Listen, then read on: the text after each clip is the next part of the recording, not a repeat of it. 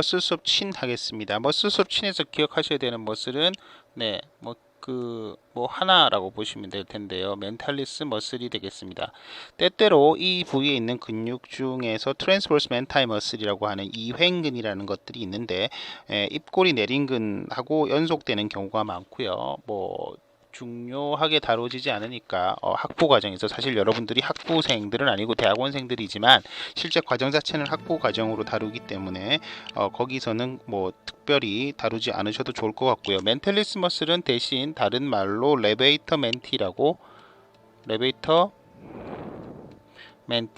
턱을 든다라는 뜻이죠. 턱 자체를 드는 것이 아니라 턱에 있는 소프트 티슈를 위로 들어 올린다라는 뜻이 되겠고요. 오른쪽 그림에 나와 있다시피 작은 원뿔형의 근육으로서 아랫입술 아래쪽에서 아랫입술 주름띠 프레눌럼 오브 로워 립의 양옆에 위치하는 작은 원추 모양의 근육이다. 프레넘이 뭔지는 아시죠? 소대라고 해서 입 안에 보면 입 안에 이렇게 전체 입술을 이렇게 하고 크게 벌려서 봤다고 할 때 여기에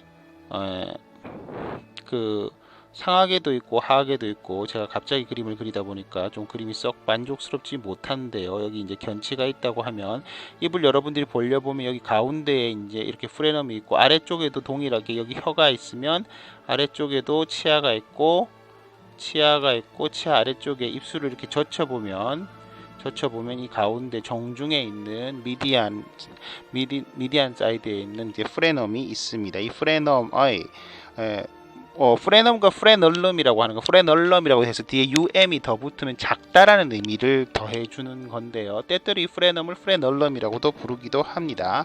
그래서 이 아랫입술 주름띠 하순소대의 양옆에 위치하는, 하순소대가 대충 여기 있겠죠, 그죠? 여기에 있을 테니까 여기 양옆에 위치해서 이렇게 아래로 내려가서 있습니다. 그래서 이 근육이 많이 발달한 사람들을 보면 울 때라든지 이렇게 표정을 지을 때 아래쪽 턱 쪽에 이렇게 턱 쪽이 곰보 모양으로 볼록볼록하게 이렇게 볼록이 아니라 오목오목한 부분들이 여러 개의 딤플이 생기는 것을, 보조개가 아니라 여러 개의 작은 이렇게 우묵한 부분들이 생기는 것을 보실 수가 있습니다. 책의 3-20에 나와 있는 그림을 잠깐 그려가지고 보면은요, 네, 검은색으로 그리죠. 검은색으로 그려서, 네, 치아가 이렇게 있고, 치아가 이렇게 하악 전치가 이렇게 담겨 있는 하악골이 있습니다. 하악골이 이렇게 있고요. 이 위에 이제 잇몸이 있겠죠, 그죠? 잇몸이 있고, 이렇게 입술이 이렇게 있게 되고, 이 부분이 턱이 되는 것이죠, 그죠? 예, 여기 지금 제가 X로 친 부분이 구강의 베스티뷸이라고 해서, 베스티뷸이라고 하면 다른 말로 하면 전정이고, 요거는 앞뜰이라는 뜻입니다. 앞뜰. 일본식 한자인데요. 어쨌든 요 앞쪽 여기에 음식물이 들어가서 안 빠지기도 하고 그렇죠, 그죠? 그리고 여기에서 레베이트 멘티 머슬, 멘탈리스 머슬은 그림에 나와 있는 것처럼 이렇게 박혀 있습니다. 그러면 당연히 본 쪽에 붙어 있는 이쪽이 오리진이고 이쪽이 인설션이잖아요, 그죠? 그럼 인설션에서 오리진 방향으로 이렇게 움직이는 것이 근육의 움직임이고, 이게 이렇게 움직이면 원래 있었던 것보다 여기가 더 들어가서 이렇게 싹 붙게 되죠, 그죠? 물론 이게 여기만 붙는 건 아니고 위쪽도 영향을 주게 되는데, 그래서 심하게 이게 잘 발달되어 있는 사람은 여기가 약간 이렇게 들어가면서 올록볼록해지는 엠보싱처럼 이렇게 되는 그런 형태가 되는 거죠.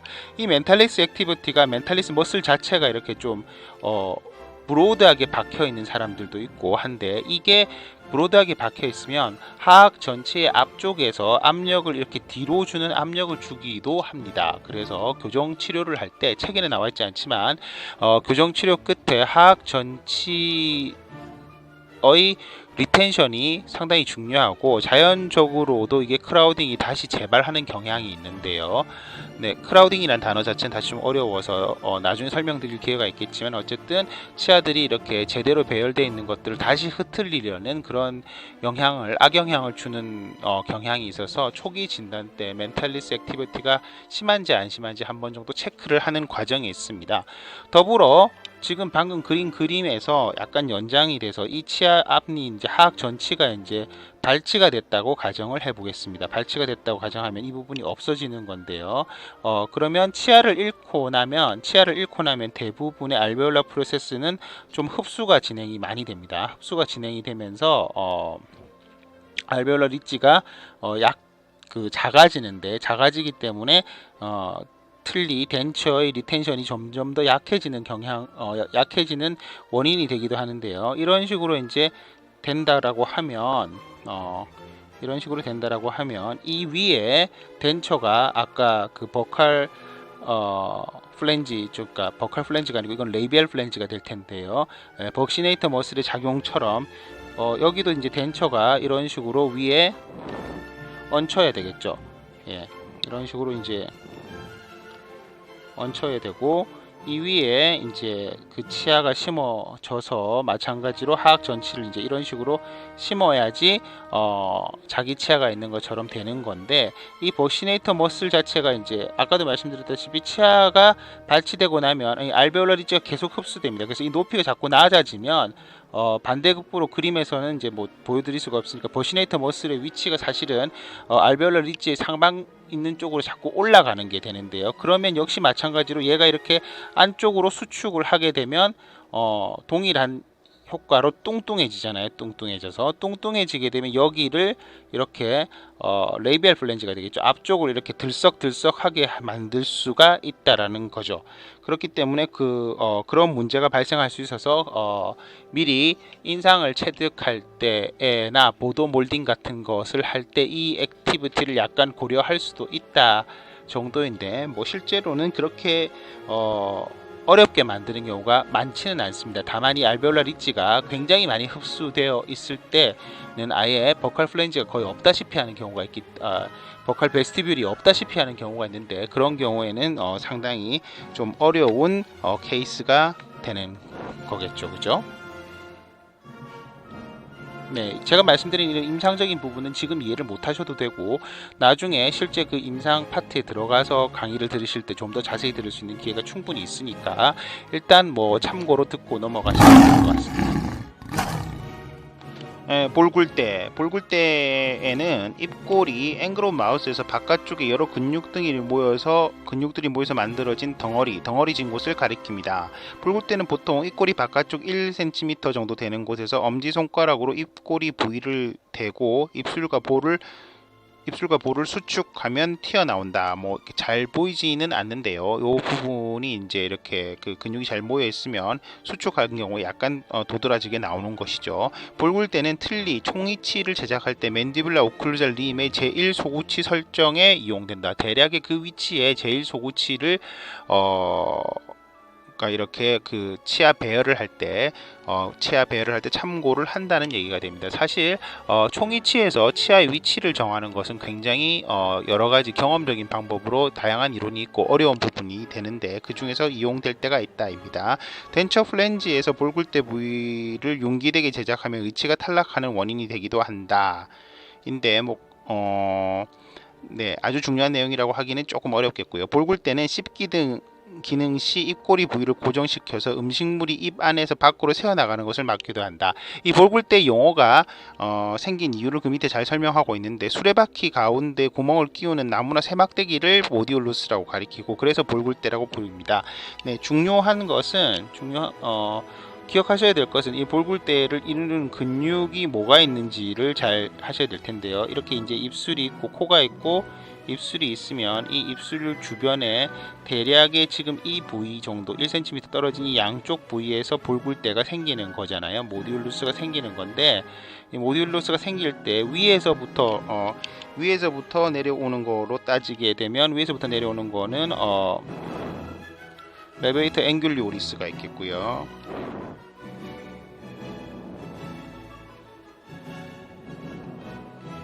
오리스가 있겠고, 자이고마티쿠스 메이저도 이쪽으로 내려갑니다.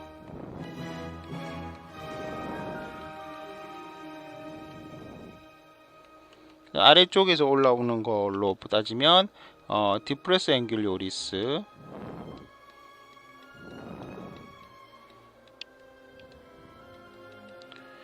사실 섞여서 올라가는데 일부는 플라티스마 머슬이 있을 수도 있습니다. 그 다음 전체를 둘러싸고 있는 올비큘라리스 오리스가 있겠죠. 그죠? 이 올비큘라리스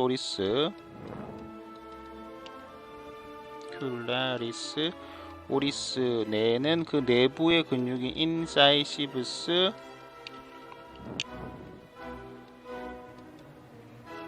레비 수피리어리스랑 인피리어리스 두 개가 있을 수 있겠고요. 마지막으로 볼 쪽에서부터 들어와서 이렇게 넘어가고 뭐 반대로 이렇게 내려가기도 하는 이런 벅시네이터 머슬, 그리고 그 위에 주행할 수도 있는 리조리우스 머슬 등 이렇게 개수를 세보면 하나, 둘, 셋, 넷, 다섯, 여섯, 일곱, 여덟, 아홉 개, 총 9가지 근육의 이름이 나오는데 이러한 근육들이 모듈루스를 이룰 수 있다라는 것 정도 기억하시면 좋겠습니다. 그 다음 페이지에 나오는 얼굴 근육, 안면근의 요약, 이 표는 잘 읽어보시고 있는 곳, 닿는 곳이라든지 이런 것들을 시험 시간 직전에 잘 외우시면 좋을 것 같습니다. 드렸던 페이셜 머슬들의 혈액이 공급되는 동맥혈이 공급되는 것과 그 다음에 이 페이셜 머슬들을 지배하는 너브들에 대해서 말씀을 드릴 텐데 제가 모든 것을 다 커버하지는 못하겠지만 일단 좀 앞으로 나가서 대략의 그 개요만 설명을 드리고 혈관과 신경에 대한 대략의 개요를 설명드리고 그리고 나서 정리를 해드리는 것이 조금이라도 이해에 도움이 될 것입니다. 물론 여기서 정리를 해드리는 것이 나왔던 페이셜 머슬들에 나오는 동맥과 신경을 모두 커버할 수는 없습니다. 자, 그림 5-27을 잘 찾으셔서 얼굴에 분포하는 동맥에 관해서 지금 그림을 한번 그려보도록 하겠습니다. 자, 옆면에서 본 이 그림에서 사람이 이렇게 있으면 코가 있고요, 입술이 있고, 턱이 있고, 그 다음에 목이 있다, 뭐 이렇게 그리면 되겠고요. 심장에서부터 올라오는 것 중에서 조금 굵게 그려볼까요? 네, 심장에서부터 올라오는 동맥혈 중에서 제일 중요한 게 있는데 이게 이 굵은 것 중에서 얼굴 쪽으로 올라오는 거에 커먼 카로티드 아테리가 있습니다. 카로티드는 목이라는 뜻이죠. 커먼 카로티드 아테리가 있고 이 커먼 카로티드 아테리는 크게 두 개로 나뉘는데 인터널 카로티드 아테리. 커먼이라는 것 자체가 합쳐졌다는 뜻이죠. 그죠? 그래서 인터널 카로티드 아테리랑 익스터널 카로티드 아테리로 나뉩니다. 그림에서는 인터널과 익스터널의 구분을 하기가 조금 어려운데요. 어쨌든 간단하게만 말씀을 드리면 인터널 카로티드 아테리는 주로 뇌 쪽으로 혈류를 공급하는 것이 되고요. 익스터널 카로티드 아테리는 얼굴 쪽으로 공급을 하게 됩니다. 아주 러프하게 말씀드린 거니까 딱 그렇게 맞다고 생각하시면 안 되겠고, 이 익스터널 카로티드 아테리에는 매우 익스터널 카로티드 아테리에서 분지되는 8개의 분지가 있어요. 8개 되는 분지. 중간에 이제 귀가 어느 정도의 키 랜드마크가 되기 때문에 이걸 놔두고요. 이 중에서 이제 익스터널 카로티드 아테리가 처음 시작될 때 나오는 뭐 수피리어 사이로이드 아테리라든지 아니면은 뭐 어센딩 파린지얼 아테리라든지 그 다음에 링구얼 아테리는 나중에 혀의 동맥을 공급하는 거에 좀 중요하긴 하지만 지금 이제 제가 방금 그린 이 세 번째 앞쪽으로 나오는 이 부분이 실제로는 링구얼 아테리입니다. 네, 지금은 너무 굵으니까 좀 작게 해서 그리겠습니다. 그 다음 이제 조금 더 올라와서 앞쪽으로 나오는 것 중에서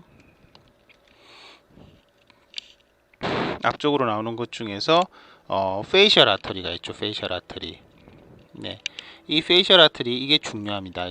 이게 중요해서 뭐 이걸 밑에다 이렇게 써보면 페이셜 아터리가 당연히 페이셜 너브랑 같이 기본적으로 얼굴에 있는 근육들에 많이 분포를 하겠죠.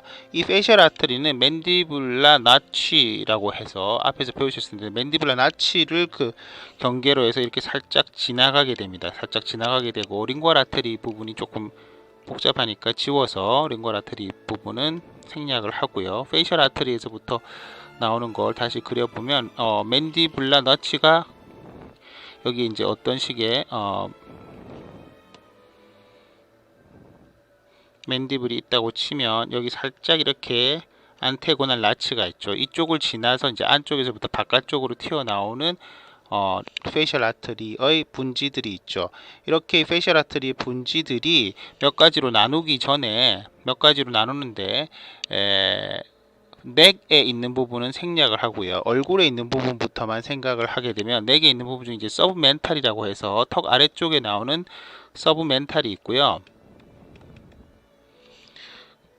그 다음에 쭉 올라가면서 입술의 아래쪽을 지나가는 인피리어 레이비알 아트리가 있습니다. 그리고 입술에 더 올라가게 되면 쭉 올라가면서 코 쪽으로 가게 되는데 입술 위쪽을 지나가게 되는 수피리어 레이비알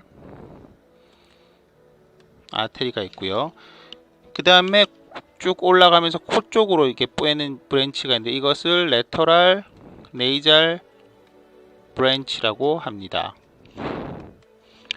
자, 마지막으로 눈 근처까지 이렇게 올라가게 되는데요. 눈을 한번 그려볼까요? 눈을 이렇게 이제 한번 그린다고 하면 눈 근처까지 올라가는 이 부분, 눈 근처까지 올라가는 부분을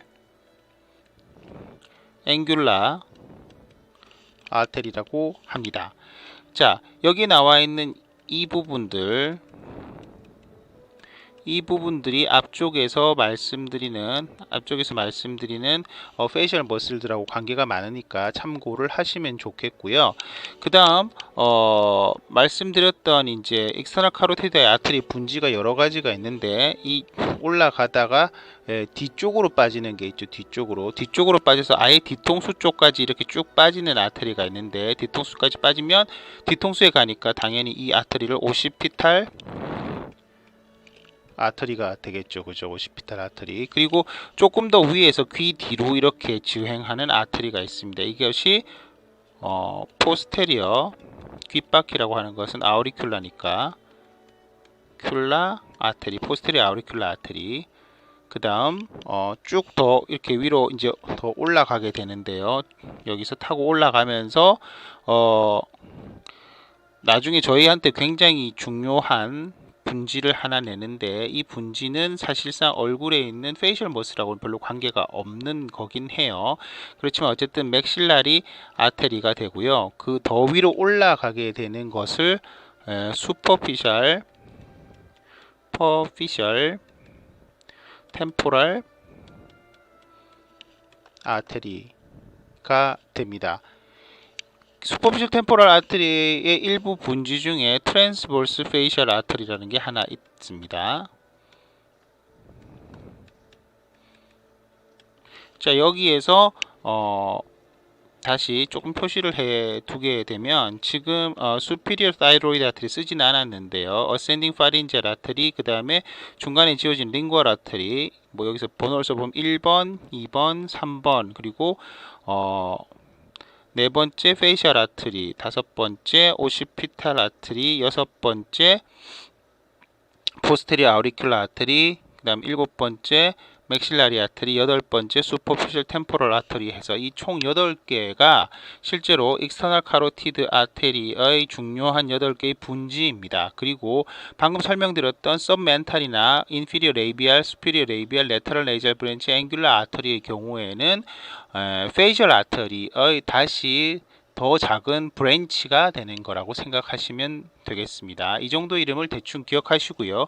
얘들의 위치를 대충 파악하고 있으면 실제로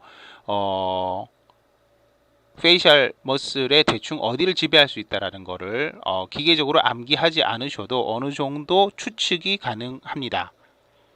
실제로도 이것이 아주 명확하게 구분되어 있지는 않아요. 사람은 기계 부품이 아니기 때문에 어떤 사람마다 약간씩 인디비주얼 베리에이션 좀 많이 넘어가서 신경 쪽으로 나면서 그림 7-92가 그나마 제일 짧게 설명할 수 있는 건데요. 7-93을 보셔도 되지만 7-92 정도에 보셔서 페이셜 러브에 대해서 잠깐 설명을 드리도록 하겠습니다. 이 페이셜 러브는 뭐 여러가지 설명할 것이 많기는 하지만 얼굴 쪽에 지배를 하러 갈 때의 모습만 생각을 하게 되면 기본적으로 얼굴을 움직이는 페이셜 머슬을 움직이는 애들은 스타일로마스토이드 포레이먼이라는 게 어디 있는 거예요? 템포럴 본에 있는 거죠. 템포럴 본에 있는 거 그거를 지나서 나오게 되면은 페이셜 러브의 모터 파트가 나오게 되는데요. 이 모터 파트에서 이 모터 파트들은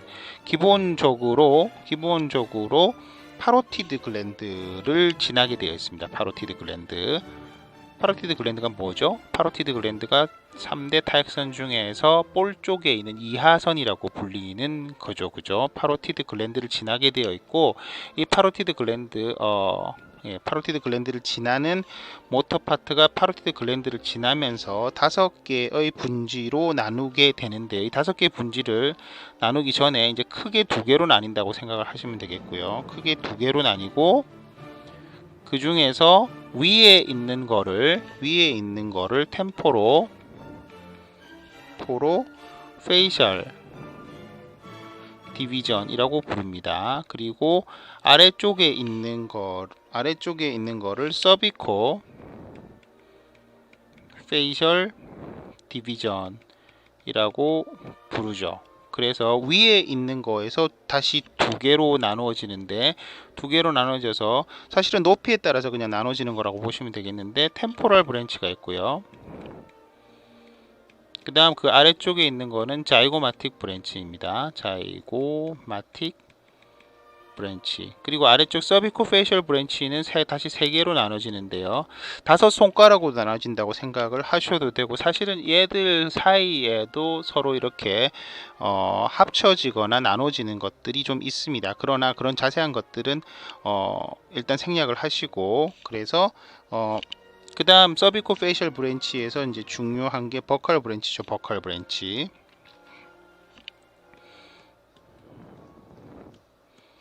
버컬 브랜치 아래 있는 것이 맨디블라 마지널 브랜치, 혹은 반대로 마지널 맨디블라 브랜치라고도 합니다. 맨디블라 마지널 브랜치. 그다음 맨 아래쪽에 있는 게 서비컬 브랜치 해서,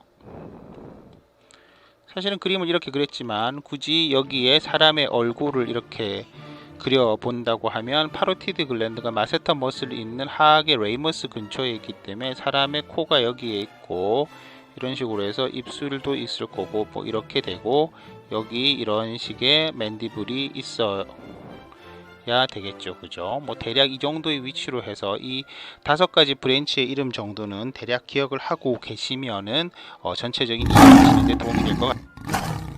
머슬들의 아터리에 대해서 알아보도록 하겠습니다. 먼저 프론탈리스와 오시피탈리스 합치면 오시피토 프론탈리스인데, 어차피 두 머슬 사이의 실제 거리가 상당히 멀기 때문에 따로 보시는 것이 맞겠습니다. 프론탈리스 머슬의 경우에는 슈퍼피셜 템포럴 아터리의 프론탈 브랜치가 되겠고요. 오시피탈리스 머슬 같은 경우에는 오시피탈 아터리 의 디센딩 브랜치와 포스테리어 아우리큘라 아테리의 오시피탈 브랜치입니다. 보시면 대충 지금 오시피탈리스 머슬의 위치가 여기 정도가 될 테니까 오시피탈 아테리와 포스테리어 아우리큘라 아테리 브랜치가 된다라는 것이 어느 정도 이해가 되실 겁니다. 템포로포라이탈리스 머슬 같은 경우에는 역시 슈퍼피셜 템포럴 아테리이죠. 지금 프론탈리스에서 썼던 이 슈퍼피셜 템포럴 아테리가 분포하는 지역이 상당히 넓습니다. 이 중에서 안테리어 아우리큘라 브랜치랑 퍼라이탈 브랜치가 템포로포라이탈리스 머슬이 되겠고요. 아우리큘리스 머슬은 안테리어, 수피리어, 포스테리어 3개가 있죠. 이 머슬 자체에다 분포되는 아트리도 포스테리어 아우리큘라 아테리 부분이 분포를 하게 되고요. 그리고 슈퍼피셜 템포럴 아터리도 일부 분포를 해서 그중 포라이어탈 브랜치, 자 템포로 포라이어탈리스 머슬에도 분포했었던 것이 아우리큘라리스 머슬에도 분포를 합니다. 올비큘라리스 오큘라이 같은 경우에는 좀 큰 근육이지 않습니까? 이렇게 큰 근육의 경우에는 당연히 분포하는 아터리가 조금 넓어질 수 있습니다. 역시 슈퍼피셜 템포럴 아터리 중에서 프론탈 브랜치, 그리고 자이고마티코 오비탈 아터리, 요 아터리는 요 아터리는 요 아테리의 경우에는 그 기원이 좀 다릅니다. 그리고 앵귤라 아테리가 있는데요. 앵귤라 아테리의 경우에는 페이셜 아테리의 일부이죠. 여기 나와 있는 요 앵귤라 아테리가 되겠습니다. 코루게이터 슈퍼실리아이 머슬 경우에도 비슷한데요. 슈퍼피셜 템포럴 아테리하고 자이고마티코 오비탈 아테리가 되겠습니다. 그 다음에 레베이터 펠페브레 수페리오리스 머슬의 경우는 책에는 나와 있지 않지만 이것은 옵탈믹 아테리가 되겠고요. 옵탈믹 아테리 역시 그 기원이 조금 다릅니다. 사실 이것들은 인터널 카로티드 아테리로 올라가서 뇌에서부터 다시 나오는 그런 기원을 가지고 있습니다. 그 다음 프로세러스 같은 경우에는 레터럴 네이절 브랜치, 요거는 페이셜 아터리죠. 레터럴 네이절 브랜치 여기 나오는 거.